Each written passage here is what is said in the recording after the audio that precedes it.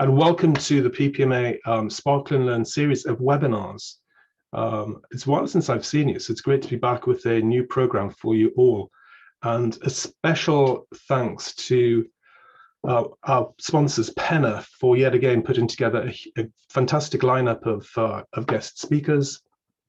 There's just a few more people to arrive. And as always, the sessions delivered by Penna are very, very popular, and this is no exception. This is our most popular session yet. So I'm thrilled to be able to introduce Julie Towers. Julie, good to see you again. I haven't seen you for a couple of weeks. How are things going? I've missed you, Letha. It's most strange that we're not together at least once a week now doing a webinar or speaking. So yes, it's been good. Thank you. Thank you for having us back.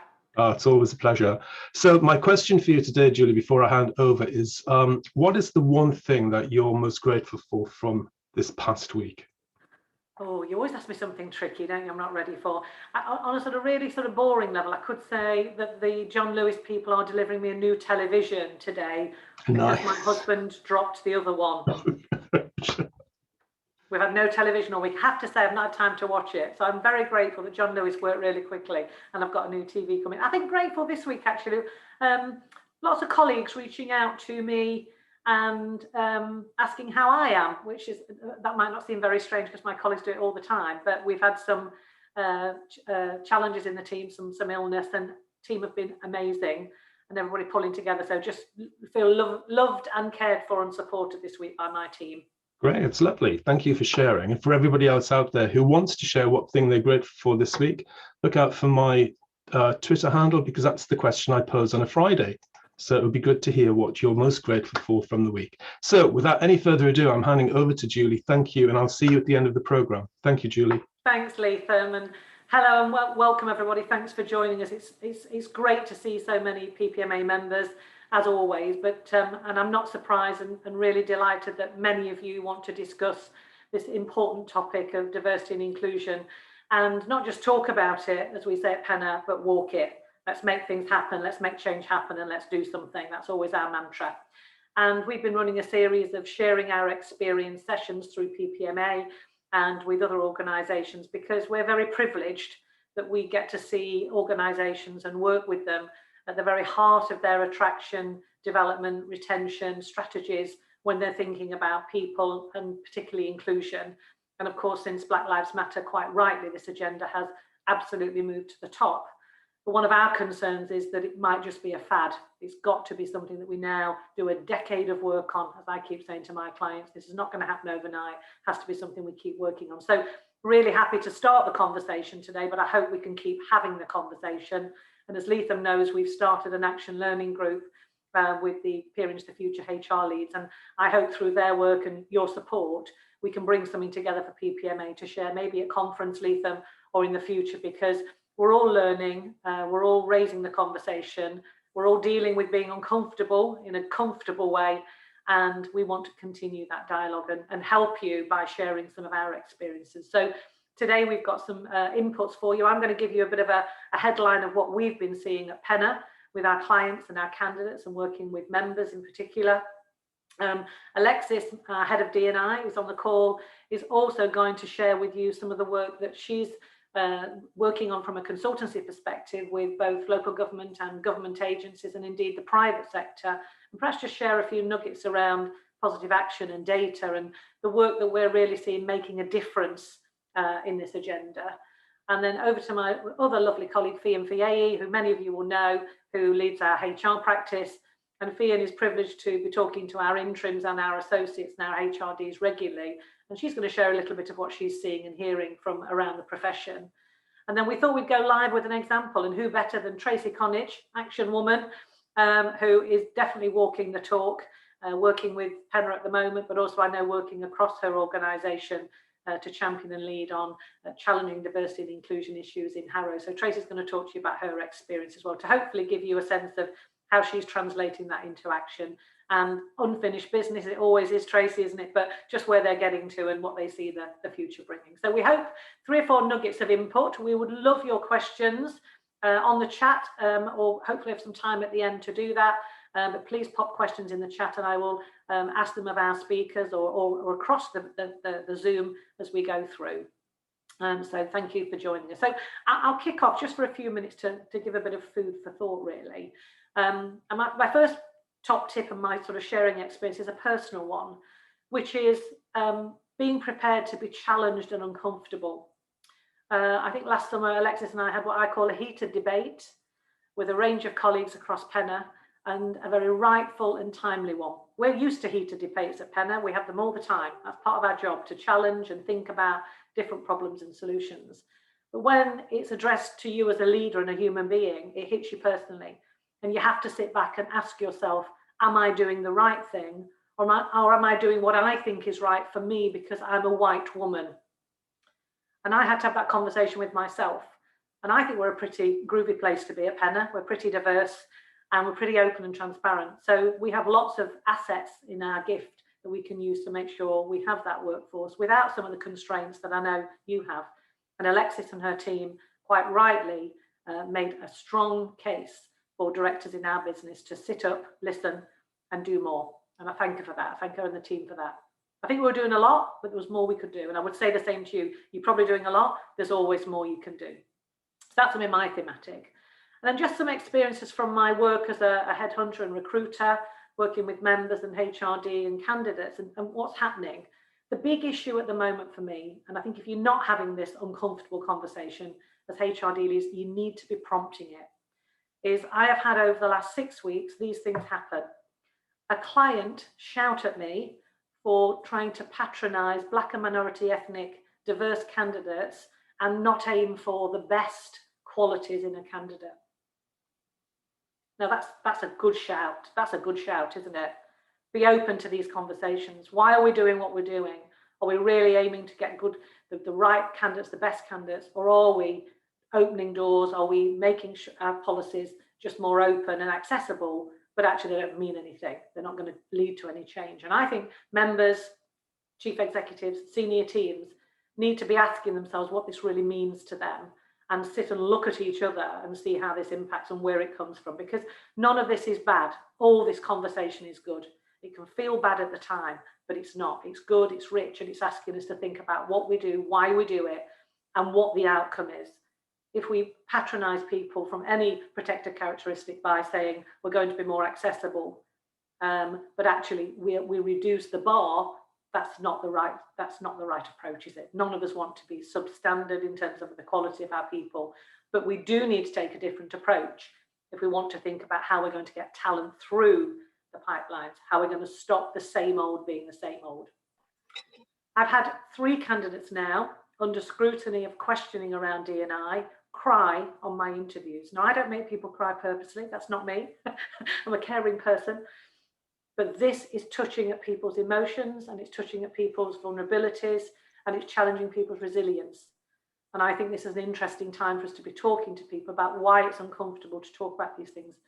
I can also say that I think the PC brigade have a lot to answer for, because it's making people feel very uncomfortable about what they say. I said something to Alexis the other week because I thought it was the right thing. She quickly said, perhaps not. I love that. I'm learning all the time. I don't say it wrongly out of any kind of racism or any kind of issue. It's language we've learned. It's what we've grown up with. We've got to start talking to each other about language. And I would just ask your leadership teams about that sort of comfortableness of that conversation, and whether they feel comfortable with that. And members in particular who are having a real hard time with this in their communities. So let's help them get their language right. So I think as HRDs and OD leads, we have a lot to influence in the organisation. So there's 2 big ones about conversation for me. We're seeing lots of clients obviously introduce new policies, the Rooney Rule, rethinking attraction, rethinking job descriptions, absolutely quite rightly, and all of the technical points. And what I would say is that's great work, and if you're not doing it, it needs to be done, but actually think about the bigger picture and the channels of attraction and strategy in your own organisation around development as well as attraction. We're not going to change the diversity of our organisations, in 10 weeks, 10 days. It's going to be years. It's going to be that decade of work that needs doing. So think about what you're doing with the leadership team and how they are talking about this. And more importantly, have you asked the leadership team what they're prepared to do? How far are they prepared to go to change the diversity of the workforce, really? And not just in policies and in encouragement, but really, what are we prepared to do differently? One of my clients said to me last week, well, we've got diversity and inclusion on our job descriptions. It talks, we've got a paragraph on everything, but when you go to their website, it's not cited. It's not proactively done. It's not front of house, it's back of house. So how prepared are we to change our activities? How much positive action, which Alexis will come on to, are we prepared to do? And what does that mean for our organisation? Why are we doing it? And how do we make sure that people who are white and middle-aged, normally men, also don't start to become excluded? Because this is a conversation that is going on in our organisation. So as OD and HR leads, I think we've got to do that sensitive navigation through how we think through all those challenges as well. And last one from me, starting your own home. You have an organisation mostly full of diverse people, perhaps not as many as you'd like. Engage, develop, progress, really think about what you can do to develop your middle managers, your junior managers. Can you just think about how you're bringing people through? And this to me is an area of positive action. So on that note, I'll hand over to Alexis and let her continue the theme. Oh, fantastic. Thanks so much, Julie. And hi, everybody. I may or may not have met a few of you, but just to recap, so I'm Alexis Curtis-Harris, and I'm the Diversity and Inclusion Lead at Penna. I mean, my job for me, it's essentially me doing something I'm passionate about every single day and getting paid for it. So literally, what more could we want? So my role really is to work internally at Penna. As Julie's kind of mentioned, we have an environment where we are able to kind of challenge and support each other and do things in the right way and push each other to be better, basically. But a large portion of my role also is working externally and working with clients and people such as yourselves to help kind of support, guide, and most importantly, challenge you with regards to what can we be doing better and how can we enhance the D&I journey that you may be on at the moment. I think most people will be on some kind of D&I journey, and I think regardless of where you are on that journey, it's great that you're on it. And one of the things that you'll probably hear me say a lot if you ever join any of my other kind of sessions is that we aren't striving for perfection here. That's not D&I, that's not inclusion. We're never probably, I don't know, it may be in my lifetime going to be in a position where we're perfectionists, but this is all about positive progression and how we can continue to make things better, make things more inclusive, learn and educate ourselves. And Julie touched there on positive action, and for me, it's a subject and it's an area that I am so passionate about because I've seen examples, and I'll touch on some examples of where this has made fantastic positive change for organisations. And if used in the right way, and that's where kind of Penna will always encourage you, of course, to use it in the right way, it's a brilliant way of essentially levelling the playing field. So again, touching on what Julie said there, nothing we're ever talking about is lowering any bars, changing that we're not hiring for the best person. It's about how can we level the playing field and make sure that everybody is starting from the same point, regardless of who you are, regardless of your background. So there's always more we can do, as Julie said there as well. And this whole kind of thing around positive action, it's essentially addressing underrepresentation and having an active participation in what we can do better. And I'm all about action in any way. Talk is great, but we've got to be kind of walking the talk, as Julie said, and having that action. So I think just to be clear, just to kind of summarise, and for anyone who may not be as familiar with positive action, so it's essentially a range of measures that are allowed under the Equality Act 2010, which means that lawfully actions can be taken to encourage and train people from underrepresented groups. It's essentially been designed to help overcome disadvantage, and disadvantage comes in many ways, shapes or forms, but just essentially, as I said, level the playing field and make sure that people are competing with each other in an equal playing field if you're applying for a role. And one of the things I will always kind of say as well when we're talking about positive action, because you do hear of sometimes, unfortunately, organisations getting it wrong, and you're on that line between positive action and positive discrimination. But the checklist I will always say to people is think to yourself, is this about support, guidance, encouragement and training? Those kind of four things. And if you're ticking those kind of things as in, right, I'm here to support someone, I'm guiding them, I'm encouraging them, I'm training them, I'm not giving them a job because they're an underrepresented person, but if you can really think to yourself those 4 things, that's how you can be kind of confident that what you're doing is lawful and is along the kind of Equality Act. And touching on kind of where this has worked really well with clients. So I'm working at the moment with an organisation in government, and we've been kind of looking at what they've been doing in the positive action space. Now, they've been doing things and creating kind of some kind of actions over the past couple of years, but I'm a big believer in that positive action should never become BAU. And if it is, we're probably not doing it in the right way. The idea is that we're making positive change, and actually where things might be underrepresented and people might be underrepresented, we're making change and making positive steps in the right direction. So I will always kind of say to you all, if you're thinking about positive action, think of it as an agile program.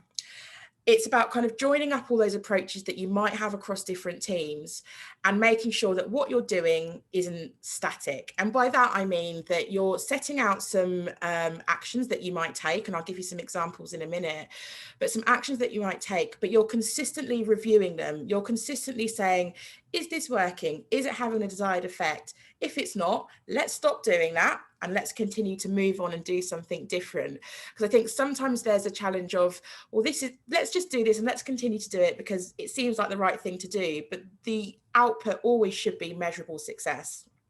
So thinking of, like, as I said, a program, outlining some clear actions for this program, having some review points throughout it as well, and thinking about at what stages of an application process you might want to implement them. So working with Julie recently as well around kind of how we're sourcing and how we're going out there and finding our candidates. And as I said, it's never specifically going, I'm only going to hire these particular people, but it's actually how can we level that playing field and how can we support, guide, encourage and train people from underrepresented groups to make them feel that this is an opportunity I can put myself forward for.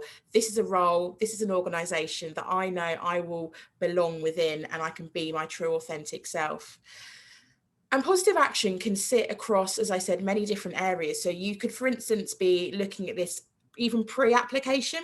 So how are you engaging with certain groups, communities, people, even before they start to make an application? And as I said, support them and guide them and help them to understand that you are an organisation and you are a workforce that would welcome difference and welcome people from all backgrounds. And you'll probably hear I'm trying to avoid I always try to avoid ever using the word fit, because for me, fit is the dreaded F word.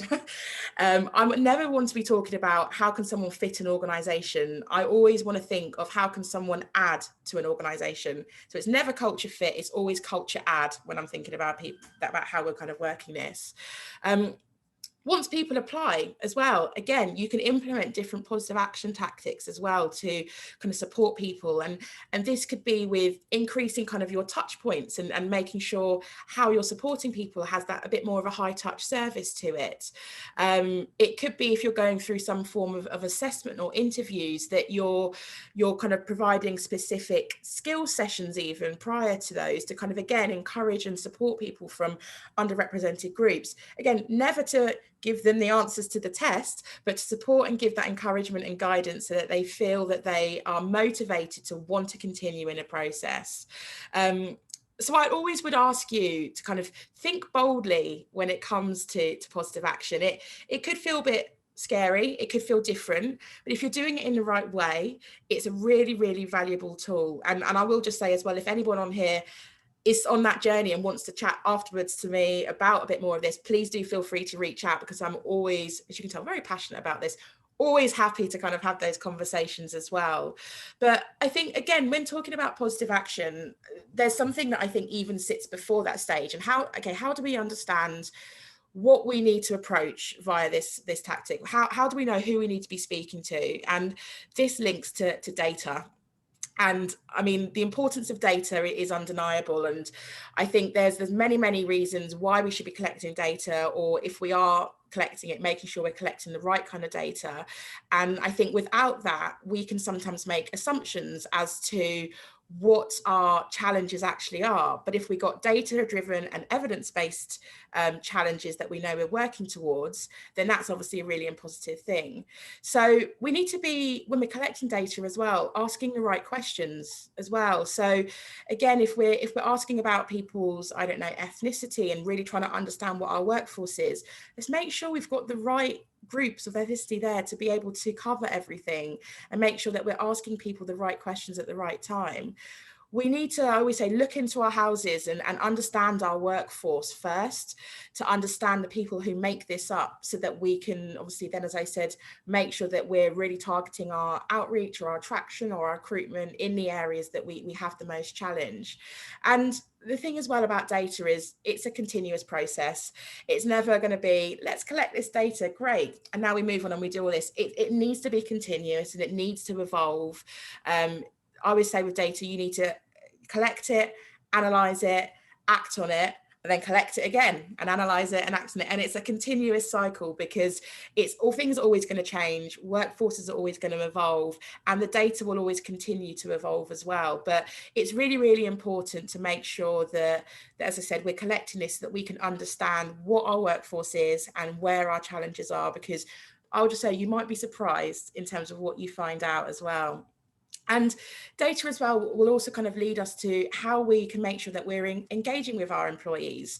And I think Judy as well earlier kind of mentioned on how we can kind of get over those uncomfortable conversations and become comfortable with the uncomfortable, I guess, and engaging our employees. And as leaders around the table here, how do we kind of make sure that we are engaging with our employees with D&I? Now, there will always be some people who are very passionate about it, or at different levels of understanding, at different parts of maybe personal journeys, but this does start from the top. And as I said, that's why we kind of, Julie and I have kind of challenged each other in terms of this really is important to begin at the top, and naturally it will evolve throughout your organization. And I mean, we don't need to say it again, we all know 2020 was a year of change in many, many different ways. But I think what was great about the last 12 months and beyond is that it created a level of self-awareness for us all, for a lot of us. There was quite a few different things that happened in our kind of personal lives, or that had happened across the year related to the impact on our families and communities from COVID, or potential increases in mental health needs, again, maybe linked to the situation that we found ourselves in. Plus also the Black Lives Matter, the height of the movement last year. And naturally, all of those kind of things combined meant that there's been an increase in employers and employees seeing the importance of D&I more so than ever. It's always been important, we know that, but I think more so than ever, it's been kind of thrust into the forefront. And we've kind of almost been forced to hold a mirror up to ourselves in many, many ways, and kind of actually truly look back and go, we can be better. And I think the aim with inclusion as well, it's about kind of making sure that people can bring their whole self to work. So again, as leaders and leaders of organizations here, it's about how can we ensure people can do that. And there's going to be various different stages that you'll probably go through in terms of kind of engaging with your employees. But I think one thing I'll always kind of ask yourself is, think about, why might there be reasons why we're feeling uncomfortable discussing D&I with our employees? Is it possibly because there's a lack of knowledge? Is it because you don't belong to a particular underrepresented group and you might find it a bit uncomfortable to discuss? Is it for fear of saying the wrong thing? Scared of any kind of judgment as well? Are you hesitant from speaking up and calling out untoward behaviour, for instance? And I think once we kind of start to internalise and ask ourselves, actually, what are the reasons why we might feel like this and my employees might feel like this, we can start to discuss how we can overcome and provide solutions to some of these barriers. And this could be, as I said, from education, from self-education, or from kind of taking your employees on a journey with you. And I think the way we kind of speak and the way we talk about diversity and inclusion is really important. And as Julie mentioned, there's kind of variations on terminology and language, and that's really important as well. One thing I'll just say is language and terminology is constantly changing. And what I would say to you is that you might make mistakes, and that's okay. but don't let that stop you from speaking up, and stop you from kind of being brave and kind of powerful in terms of speaking to your employees and engaging with people around D&I. Ask open questions to expand your knowledge. People are always happy to talk and share. It's not that you need to rely on people from certain groups to share their lived experiences, because there is lots of educational tools out there, but actually that is okay as well, to kind of speak to people and understand and expand your knowledge. Speak to them and say you'd love to find out more about something or other. Ask people how they want to be addressed. Ask people, what do they think of things? What's your understanding? It's just engaging with your employees and making it become the norm that will make kind of situation better and make it easier to kind of have these conversations. And I think just one thing I'd leave you with as well before I kind of hand over to Fiyin is that what I would say is, we just kind of spoke a bit there about the kind of barriers and whatnot, but I'm going to challenge you all to kind of, after this call, to go away and to think for yourself, and then you might want to do this with your teams as well, but think of what is the one thing that actually might make you feel uncomfortable talking about D&I or diversity and inclusion. Think of that one thing, and you might have more than one, but just kind of think of one for now, and then think, what are you going to do to actively try and overcome that? Because once you start to think like that and start to think, this is my barrier, how do I overcome it? It's how we learn, it's how we educate ourselves, it's how we educate our teams. So yeah, challenge for you all. And as I said, I'm more than happy for people to reach out and let me know how you got on with your challenge as well. I'd love to kind of hear with them. But no, I'll hand over to kind of Fiyin now as well, because I know Fiyin's doing lots of amazing work within the kind of HRD space as well. And I have talked enough, but thank you. Thank you so much, Alexis, and hello, everyone. So as Alexis mentioned, I'm Fiyin Fayeye and I lead the interim HR practice here. As Alexis and Julie have previously said, the last year has given an increased voice to HR teams across both the public and the private sector. I think it's led to some really quite fascinating, interesting, and more importantly, challenging conversations. There has been so much food for thought because there's been so many elements of our lives that have been touched upon and changed in the last 12 months, ongoing, I think. So some of the conversations I've been having have been really around how HR or OD professionals can push agendas further and faster, what practices they're seeing, and more importantly, what they're doing to ensure that their teams are happy and able to cope with this. I guess the best thing for me to describe it is to say that it's clear there's been a number of benefits to be had from promoting this conversation around diversity and inclusion within the workforce. The importance of diversity, and as Alexis has been saying, is crucial at all levels, but especially across the senior level. You want to see yourself reflected. It showcases that an organization is effectively reflecting the communities that they serve, but also that everyone has a voice, and with that voice may well be listened to and acted upon. What I have been seeing is there's been a real focus on transformational outcomes. I think people have taken this as a real chance to do things differently. And what I mean by that is that there's been essentially a way of being able to set out a clear path to recognize, outline, and deliver a D&I strategy. I think in the past, there's been ideas that this is what we might look at and this is what we might do. But I think there's now a sense of accountability, truthfulness, transparency, honesty, all of these words, and also courage. As Alexis mentioned, and we use that phrase a lot, but it really is holding a mirror up. It's holding a mirror up to yourself personally, but also to the organization that you work for, and to make sure that you are living those values and embodying the values that you want to see reflected every day. I think in terms of best practice, our HRDs have been saying to me that their teams are continuously taking that ownership and the accountability for D&I. They want it and they're pushing it to be at the forefront of their business agendas. I think Tracy will talk about this later, but I think it's got to the point where this is more than a hope that transpires. They want it to be a perpetual commitment to change the way we recruit and view recruiting talent into our workforce. More specifically, I've highlighted 4 benefits or 4 key themes that have been coming out from all these conversations, which are around encouraging diversity and inclusion within the workforce. It's been this idea of improved performance and success.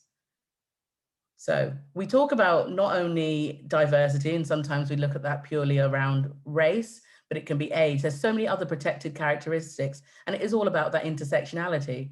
One other important element has been that the average retirement age is increasing. Companies are identifying their key benefits in receiving value from having a diverse pool of multi-generational employees. Each generation has a clearly unique set of strengths, skills, and behaviors to bring with them, and this is an additional value add in the workplace. The other factor or thread would be employer brand. Having a diverse and inclusive workforce will enable your organization to be viewed as a desirable place to work. You're able to attract top talent into the workforce from a varied candidate pool. More recently, for reasons that we've already covered, we've seen that transition from office-based working to remote working, and now moving again to a hybrid model, meaning that there's been the clear removal of geographical barriers when attracting talent. I think, in fairness, there's no better time to implement a more diverse and inclusive working culture. And then there's this idea around enhanced creativity and innovation. Having that diverse and inclusive organization enables you to benefit from an eclectic range of unique opinions and perspectives to best help shape our workforces. You can benefit from receiving fresh and innovative ideas to stand out from the crowd in your marketplace. I mean, Julie has touched on this, but we have our internal D&I group and we talk a lot, and it's grown over the last year. We've had more people join and more voices and more thoughts, and actually everyone's perspective is different. You may well experience the same situation, but how you interpret that and how you want to get across your thoughts from it is what becomes really important. And that's where you lead to this real kind of challenging and ongoing dialogue to make sure that you are striking perfection. I know Alexis touched upon the fact that perfection is something you always strive towards. It's continuous, but actually, if you don't have any sorts of conversations in that space, nothing will change. So it's better to keep the door open, keep the voices happening. And finally, I think it really means it's around the retention of talent within the workforce. There's a real sense of belonging, which is imperative for all employees, and it fundamentally affects the duration of time that you will stay with any organization. Our clients have said that they've seen where they've actively embedded diversity and inclusion into their workforce. They've reported higher rates of employee retention. They feel valued, appreciated, and you're naturally happier in your workplace. So there are so many different elements that all interplay within the idea of having a diverse and integrated workforce that really do allow all of these values to stand out. So it's my really great pleasure to introduce Tracy Connage.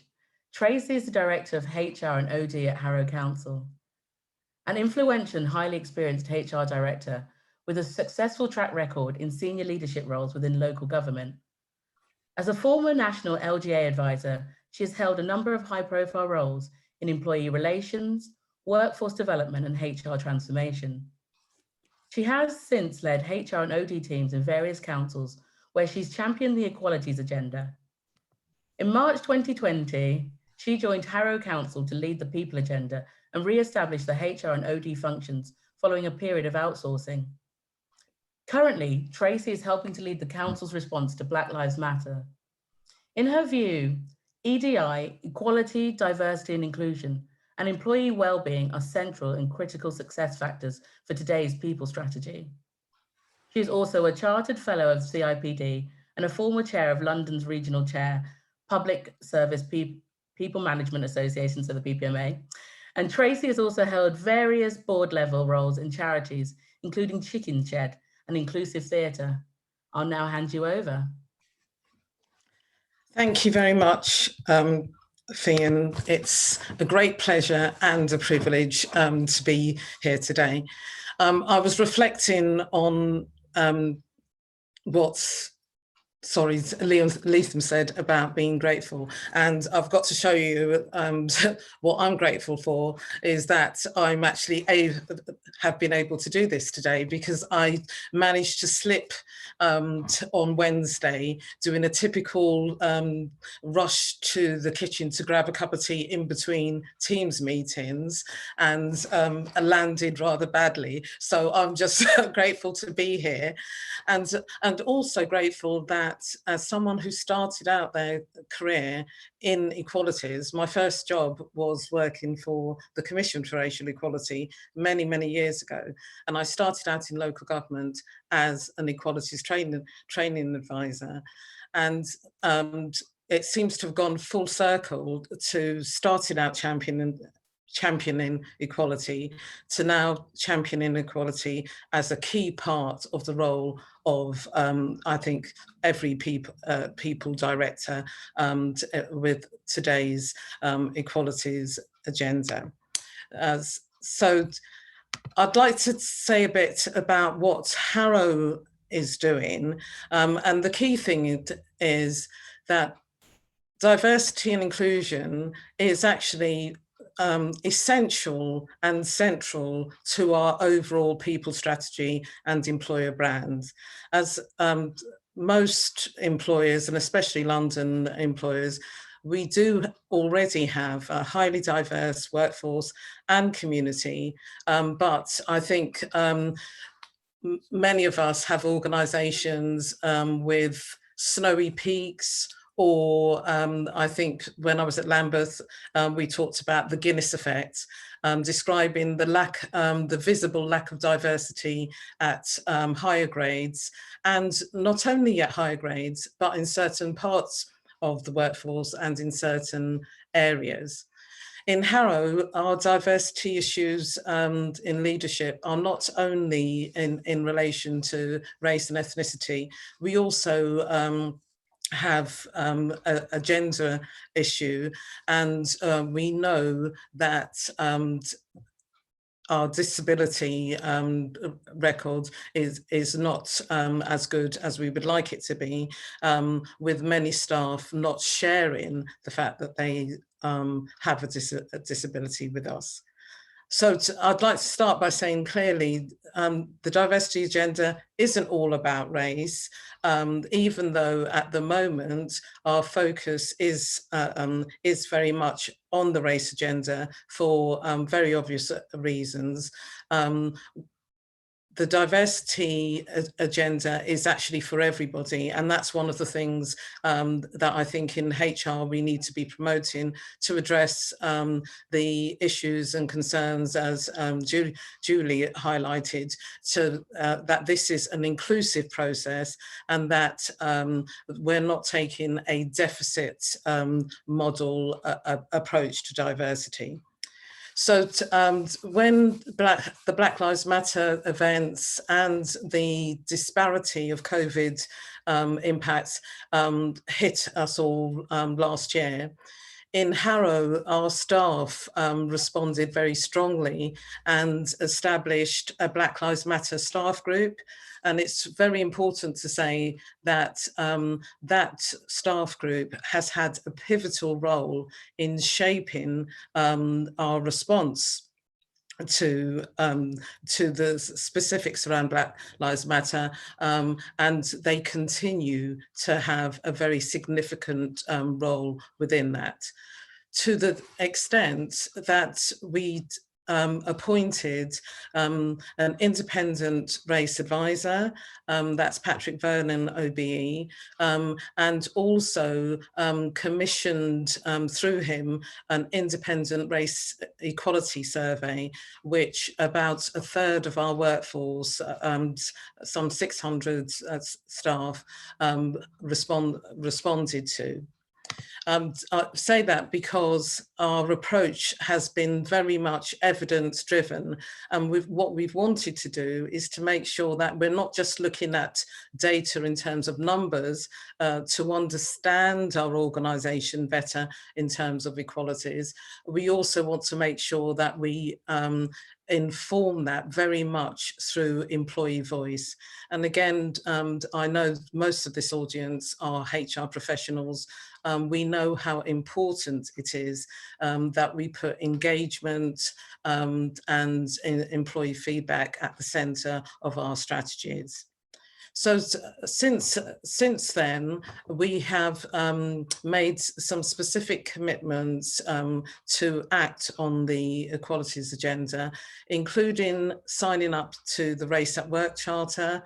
I know that many organisations probably on this call have already also signed up to this, but I would also encourage others, if they're not aware of the National Race at Work Charter 5 commitments, that they can use those as a way to have a very clear action plan for where you could start with your equalities journey in relation to race. We've also been working with our colleagues in Penna as recruitment partners to ensure that we have a clear diversity campaign, a very positive diversity campaign, which is a key part of our Harrow's employer brand and Harrow's employee value proposition. And so that's why we've been trying to reach out actually into wider potential talent pools, and to attract more diverse candidates for our leadership vacancies. We have one very active at the moment, and we've been determined to do things differently, and Penna has helped us to do that by taking another look at our standard job and role descriptions, and also testing out that people who don't have a typical, let's say, local government senior management career history, who might be appropriate for stepping up or stepping into these roles within the council, that they feel able to do that, to venture in, and we're prepared to go as far as offering senior sort of development support to people as well, so that if there's a knowledge or familiarity gap between where they are now on the fields they've been working with and us, that they feel able to come to step in to that pool, and that they will have a fair shot at the programme. We also, I think, need to make sure that our focus is continues to be on supporting our own staff, because, as has been said, we do have a very diverse workforce. Just over 50% of our current workforce are from Black, Asian and multi-ethnic groups, and we know that there is a very strong desire for those staff to be able to develop and progress their careers with us. And to do that, we are starting to focus on diversity talent programs, and that includes mentoring support internally and externally for aspiring members of staff. I'd just like to take a few minutes to make a couple of points about the approach, because I know I don't need to teach, as they say, grandmaster suck eggs here, but we've established 3 principles to how to look at D&I and to develop your strategy, and that approach is to say, the first thing is, let's ensure it is evidence-based. Do we understand our data and our trends? Do we understand where our equality pay gaps are? Do we understand our recruitment and retention patterns from a diversity perspective? And Alexis said this, I think, very well, but it is really important that we can identify the trends so that we know where, for example, in the process, we have the fallout, for example, from a diversity perspective. And again, in Harrow, we're aware that Black, Asian and multi-ethnic groups are less successful to being appointed in our recruitment process. they're less likely to be shortlisted, and there are similar patterns for other groups at different stages. The second area is employee voice and engagement. Ensuring that we work with our staff networks and work with our trade unions as appropriate, and use staff surveys, etc., to ensure that what we're doing doesn't make the mistake of being about me without me. So I think we really want to make sure that we're tailoring our D&I strategies to what's going to sort of meet the needs and expectations of our different target groups.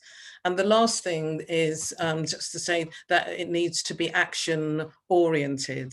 We don't want to spend all of our time in analysis paralysis, but using the evidence, using the data we have to focus on the things that will make the biggest difference. And I agree with Fiyin's point that at the moment, I think everyone is recognizing that this is a change agenda.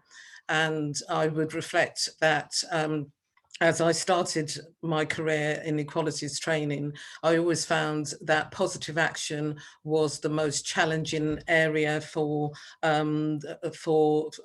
participants to deal with, and that was because that's the only part of the equality legislation that really is challenging the status quo, and sometimes we find it difficult to understand, you know, why change should happen.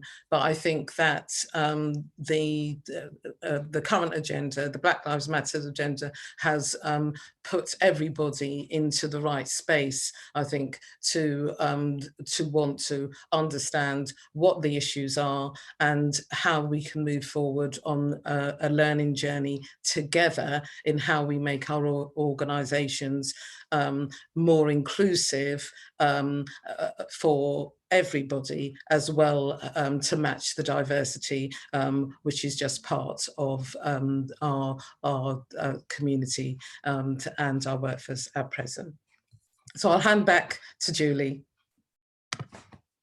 Thanks, Tracy. Thanks, Fiyin. Thanks, Alexis. Some really great points and inputs there. Great food for thought. And if anybody's got any questions, please let me know in the chat. We've got one which we've started chatting about on the chat, which is about how you manage this sort of potential conflict and how you sort of don't make anything worse, which Alexis and others have started to respond to. Andy, I think a great question. One of the main things I get asked around is how do we challenge in a way that we don't make the situation worse? E.g., how does a manager challenge a member of staff who may have unwittingly said something that was inappropriate? I'm sure this is quite a regular occurrence. Tracy, do you want to just give your operational view on that? Have you had that in Harrow? Yes, at the moment, as I said, we've just had this survey, we've just done this survey, and there's lots of issues that have come up about our culture and about racism and so forth. And one, we have just issued actually some guidance to help managers how to have conversations about racism and to deal with issues. And one of the things we're saying is that we have to give people the permission to express themselves. And I think, Julie, you expressed quite well how it can go wrong. And I'll just say, having worked within an inclusive organisation around disability, I've learned a lot because I was using the term people with disabilities and thought that was fine because that was my training. And I've now been educated about the social model of disability. So, you know, I've had to stand corrected and be prepared to, you know, allow people to define the way that they want to be described. So I think that there needs to be a, people need to allow people to make mistakes, but at the same time, once it's been brought to someone's attention that their language or their behaviour is inappropriate, there should be it should be clear that they need to basically adhere to that. And I'm assuming that this is not something that borders on unacceptable behaviour that is so unacceptable that we would need to apply a kind of a formal dignity at work in investigation or for potential disciplinary steps, which could be the outcome if people fail to adhere to that expectation once it is clear. Yeah, it's a good point though, Tracy, because if we're helping managers and employees understand their impact more and they get the language, I mean, like Alexis says, you can never get it all right because it's evolving. And actually, I don't think people feel offended unless there's any offence intended sometimes.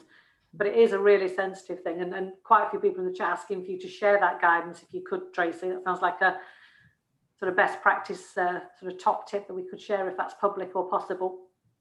I think it will be soon. Fabulous. There you go. When it's finished, Tracy will share. Yeah.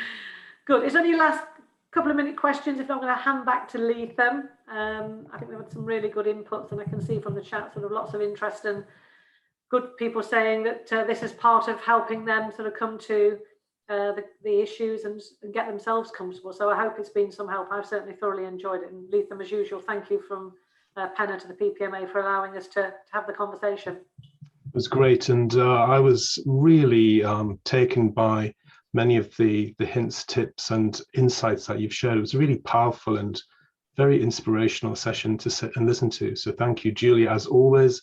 And with Julie and Alexis, as Julie mentioned earlier, with PPMA colleagues who are currently following our peer program, we're going to set up an action learning group around this subject.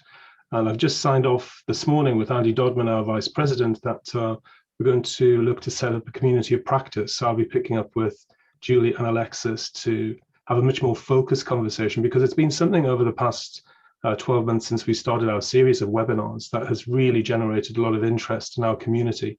So there's an appetite there, and that's what we're going to respond to, have it much more focused conversations around this. And Fiyin, great to see you as always. Thank you so much. And to everybody out there, have a great weekend. I hope ahead, just a few pointers for you.